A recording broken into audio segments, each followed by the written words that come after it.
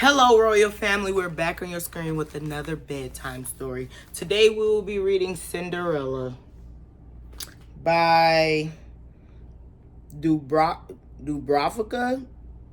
Kalinovic. Don't know what that says, if you guys can read it or not. Okay. Cinderella, retold by Kath Jewett, illustrated by Dubravka Kalinovic. I don't know what it says. Once upon a time, there was a kind, sweet girl named Cinderella. Her mother died when she was very young, and her father married again. His new wife and her two daughters, Anastasia and Drusilla, were mean. They treated Cinderella like a servant. One morning, there was a knock at the door. Cinderella opened it to find a stylish footman. He handed her a gold envelope. The palace is holding a ball for the prince's birthday tonight, he announced. Every girl in the kingdom is invited. This isn't for you, cried Anastasia, snatching the invitation. But the footman said that every girl is invited, protested Cinderella's father. Of course she may go, said Cinderella's stepmother slyly, as long as she has finished all her chores. But no matter how hard Cinderella worked, her list of jobs just kept growing. Her stepsisters and stepmother made sure of that. Iron my dress, brush my hair, polish my nails, fetch my necklace. Oh dear, giggled the stepsisters when the coach arrived to take them to the palace. Aren't you ready yet? And they flounced out, laughing unkindly. Poor Cinderella sat by the fireside. I wish I could wear a pretty dress and meet the prince, she sighed. Suddenly the room was filled with sparkling lights as a fairy appeared.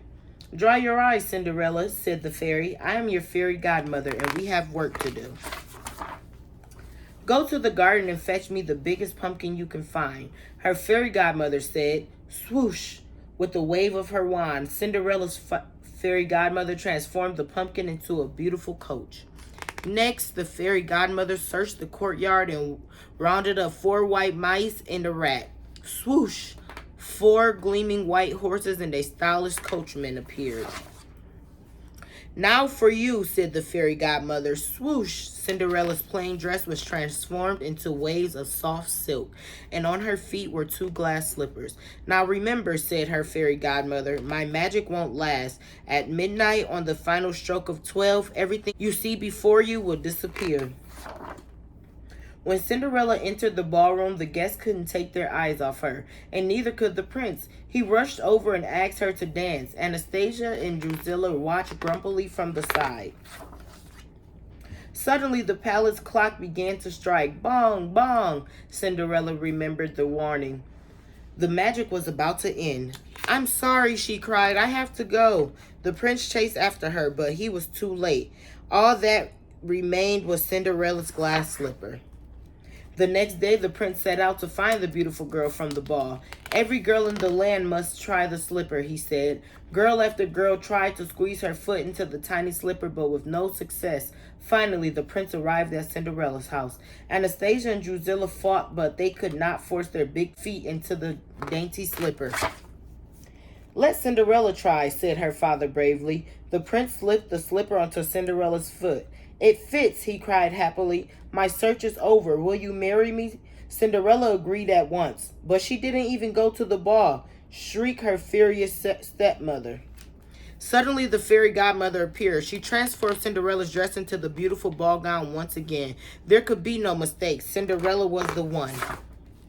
The prince and Cinderella got married and lived happily ever after in the palace. Meanwhile, Anastasia and Drusilla had to polish their own shoes and iron their own dresses, and that made them grumpier than ever. The end. Well, that's all for tonight. Hope you guys enjoyed the Cinderella book. I've never heard this version, but, you know, Cinderella. But hope you guys enjoyed this video. Don't forget to like, comment, and subscribe down below. And don't forget to hit that bell for notifications. And we're out.